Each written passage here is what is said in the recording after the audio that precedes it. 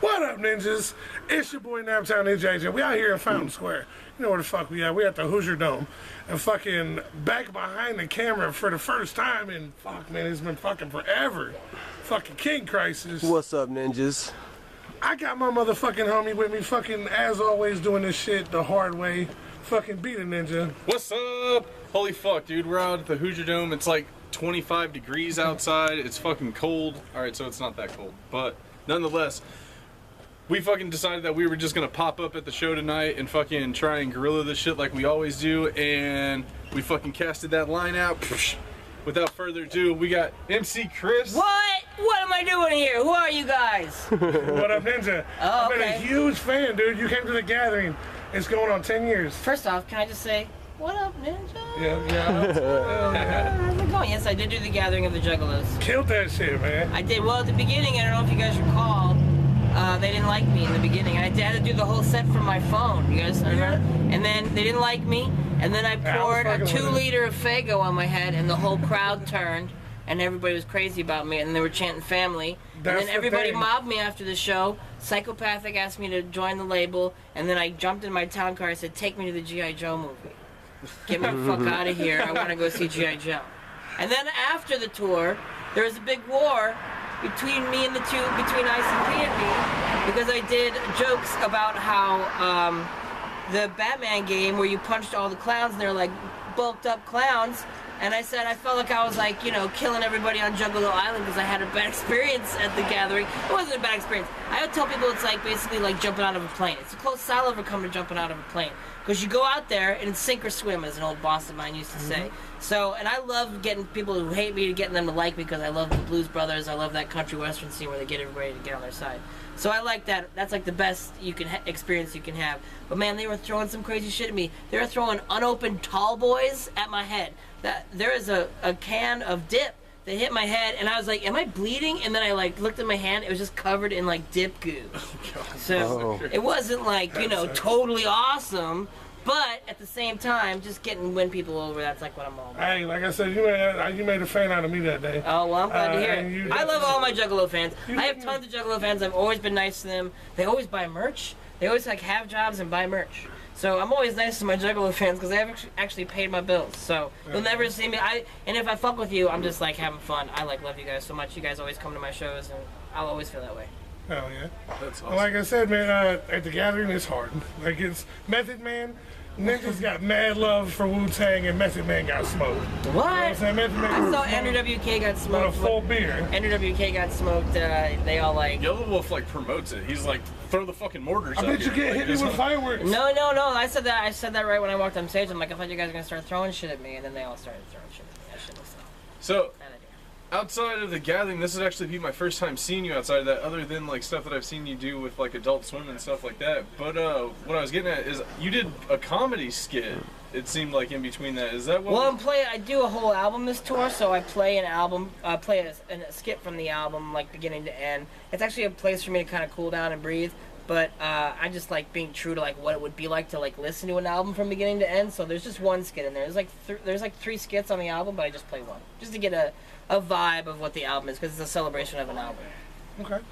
So, where would you say, like, there's people that do, like, you're the first person that was doing, like, the comedy rap other than, like, maybe, like, Weird Al or something that I had heard. I definitely did it before Weird Al. Yeah.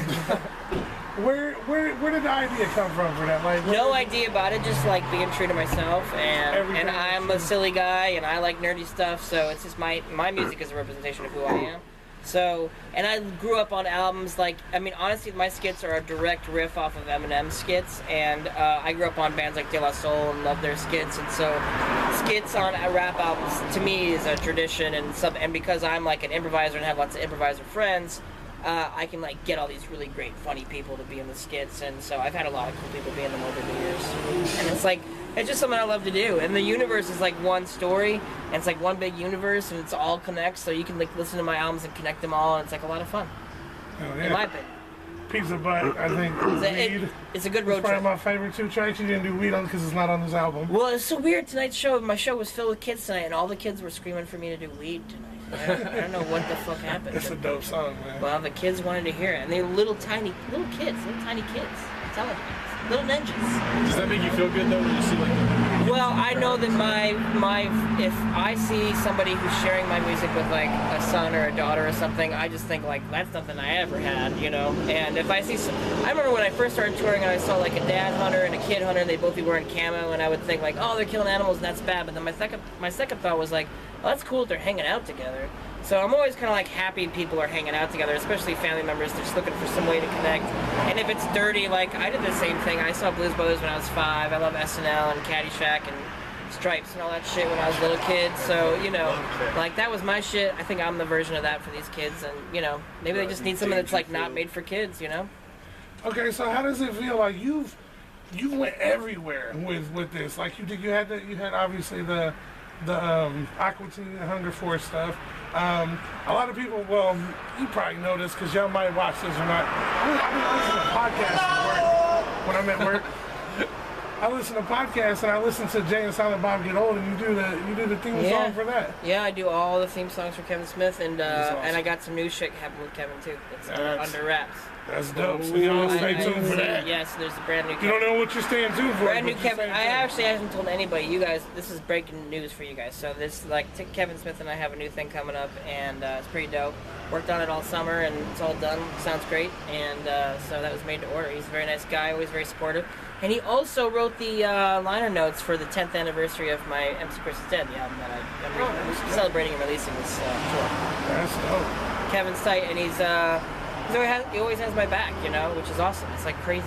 It's like, you know, he's so legit. So what's it like going from, like you're from Chicago, right? I'm from the Chicago suburbs, half hour north, Libertyville, Illinois. What's it like going from Chicago and now you're in big Hollywood movies, you're in there with Seth Rogen, and you know what I'm saying, like your songs are played in there, like what is it like? Like, what does it feel like? Well, I mean, that shit's crazy. I mean, basically it feels like you're dreaming or you're tripping. Like, I've done shit with Childish Gambino, and like, it's weird, like, it's like, I can't imagine having done stuff with Billy D. Williams, you know, back in the day. So it's like, it's crazy to think that, like, that's what's happened in my life, and it just blows my mind. I think so many of my friends became famous and got on TV and stuff, and I just started seeing them in commercials and TV shows and movies, and so now I'm kind of getting a little bit desensitized to it, but I think that it always feels trippy. It always feels like you're in the TV, or, you know, it just always feels weird. Did you ever sit back and just kind of like take that in, like, holy fuck, man, I fucking... Well, if anything, it makes me feel like the world is small, and, you know, we idolize things and we put things up on lofty heights, and then you go and get involved in these things, and you just see, like, everything's kind of normal and basic, and everyone's just working and has a job and, like, makes cartoons all day at a desk, and you know, you learn all that stuff, it kind of takes the magic out of it, but, you know, I'm the one who wanted to find out how everything was made and wanted to go be a part of it, so, like, you know, but everyone would think it was cool to see how it was made. So, I mean, when I was a little kid, I wanted to figure out how Disney cartoons were made. I wanted to do Disney animation. I drew nonstop when I was a kid. It's like my dream my whole life. And so when Cartoon Network came at me, I was like, oh my god, this is my childhood dream to make cartoons. I didn't think it would ever happen because, I mean, adult cartoons, it didn't fucking exist. I mean, it did, but not in the way that we were about to do it, you know? And so, it was weird. It's really weird to have been at the beginning of something that became what it was, especially Adult Swim, because, like, that's a monster, you know? That's a big thing. And I was right there when it was just, like, a handful of people. You could put them all in one photograph. You can't do that now. It's too many people. So it's crazy to be at things at the beginning. And then I'm a wandering soul, so I had to split and go meet you guys, you know, go see what else is out there. What else is out there is the question that I see you over there shaking. You over there just like you want to just. I'm not there yet, but because okay, I was just like listening to you talk. I was just like with everything that you got going on. Is there like something that you prefer to do more than the other? Do you like being on the stage more? Do you like being? There's a like awesome part about being on the stage. There's an awesome part about making albums because it's a slow process. It takes like half a year to be on stage. You get like immediate feedback, immediate love, and you know, endorphins, feelings you just can't get through like slowly making an album and not knowing what people will think about it, and then you release it and you don't know if they're gonna hate on you or what, and like that's a totally different thing from being on stage, but both of them have their rewards. I mean, if I finish a song and I think it's dope, I'll just put it on repeat on my headphones, smoke a bowl, and just be like, I'm so happy right now. Like, this is as good as it gets. I don't care if anyone else hears this. I'm just so happy. That's how it was in the beginning, is I would just always come home from the bars, just put on my music and listen to it and be like, this makes me so happy. So it's always been like entertainment for me, and the fact that anyone else like dug it ever is hilarious and awesome. Yeah. Because it's supposed to be a joke. It started out as a joke. I still kind of am a joke, but you know, I'm definitely a joke that's like made more money than I thought I was gonna make with that joke. You know, it's a joke that he made. Well, you always hear like I own it. That's important. Yeah. I hear in like almost every motivational speech that I've ever heard, like it's always the same thing, like just go do it. You know what I mean? Like just go do your dream, and then like when you find something that you just love to do because you love to do it, then the reward kind of like the world. Yeah, people are like, what's your advice for a young rapper? And I always say like, represent yourself, be honest with yourself. Entertain yourself. Like it should just be fun before anyone hears it. If you're not happy until someone hears it and like they like it, then that may never happen. And no one's ever gonna think your shit is good if you don't think it's good. And it doesn't meet your own standards. So, you know, always just like keep at it. Never stop. When someone tells you you suck, that's when you work twice as hard. When someone tells you to stop, and you work 3 times as hard. You just don't give up. Because giving up is what ends it, and like, but, you know, you'll never get better at it unless you just stay at it, keep at it, and like never give up and never surrender. You know, yeah, you just gotta be. It's really easy. You just be true to yourself, keep rehearsing and make it fun for yourself. People are gonna come into your room and be like, "What are you doing?" And then you'll share one thing like shyly, you know, and be like, "I've been doing this thing. I'm embarrassed, but here you go." And they're gonna be like, "Oh my god." And that's the beginning of your career. But you know, you're never going to get there if you're like, here's my shit music, and you're passing it all over the place. Nothing's going to happen for you. Just stay in the lab, have fun, you know, have shows with your friends. That's what I started doing. It was all punk shows in basements and shit. That's where I came from. And nobody knew who we were. We didn't give a fuck. We just, you know, everybody in the audience was another band. And then we all rotated, and we all just played, and we all, you know, watched for each other, and just keep it tight and keep it, like, small. It's the only way it's going to get big. Yeah. As y'all know, we're Naptown's favorite stoner, so I have to ask you, as a weed connoisseur, I've been kicking it with you on your little wake and bakes and different stuff online. Thank you. What's your favorite strain? I can't even say it. Jack Herer, H-E-R-E-R, I think is what I like. And I also like all the Star Wars stuff. Ironically, I like Skywalker OG and shit like that. But I also like Blue Dream. I mean, my last album was all like it was all based on Freddy Krueger, and so like I smoked Blue Dream through the whole album, and so usually I like smoke what's thematically lined up with whatever I'm writing about. I know it's boring and corny, but that is literally what I do. Not that you asked, but with you being into like, you know, like Star Wars and stuff like that, there's an indica or a hybrid strain that's mostly indica named Doctor Who. That's pretty amazing. Yeah, no, it's crazy to think how like mass market nerd culture has become. It's like, not that weed is mass market, but it kind of is now.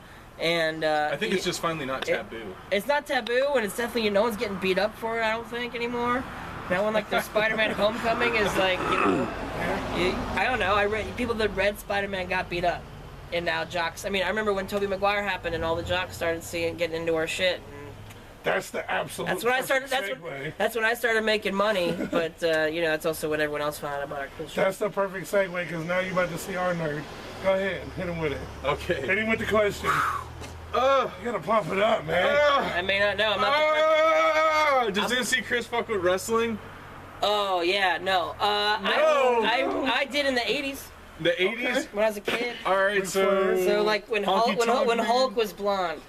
You know, when he had before he was Hollywood, more hair. Yeah, he used to wear like what, had the full blue coverage. Almost, right? Like but I mean, everybody was into it in the '80s. Like we had Toys, we had Goonies, music videos, Cyndi Lauper. It was all tied together. It was all like one thing, and we all loved it. There was a cartoon. We all were on the same page with that. But I mean, I'm not. You know, if you want to talk to a rapper who's like into wrestling, it's Mega Ran. He's in our genre. He knows his stuff up and down. He writes songs about it, and he's like all about it. So that's not my jam. I'm sorry, but I do have a lot of friends that are into it. And you know what I like though? I like the WWE movies. Yeah. I like Oculus and See No Evil. Yeah, I fucking love every single movie they've made. So. All right, my daughter, she made me promise her every time we do one of these interviews, I gotta ask her a question. Okay. And it's like a two-parter. Okay. What's your favorite horror movie? Okay. And then what is the one that you watched it once and you'll never watch it again? Like, no. Oh, God. Well, a lot of the horror movies I've been watching recently I don't need to watch again because there's always some sort of surgery scene. Every single fucking horror movie has like a scene where they gotta cut off their foot. Or, yeah, they gotta like, there's one I saw. And boom, unfortunately, that was the end of the interview right then and there. We cut the cameras because police. We looked to the right. SWAT. It was a There was swarm. like hella I got police. outstanding warrants and unpaid parking tickets and child support Speculation. violation. Allegedly. I had weed on me. Allegedly. I had a bunch of weed on me. So we ended the conversation right then and there. But make sure you fuck with MC Chris. He's a dope ass motherfucker, and we're definitely gonna fuck with him again in the future. That's definitely going down. Fucking mad love to him for fucking with us. Thank you so much. Check Go out check all him his. out. He's on tour again, probably. Got the new Maybe. album and shit. I don't even know. Go fucking fuck with him. Look at his old shit. And that's what's up, ninjas. Whoop, whoop.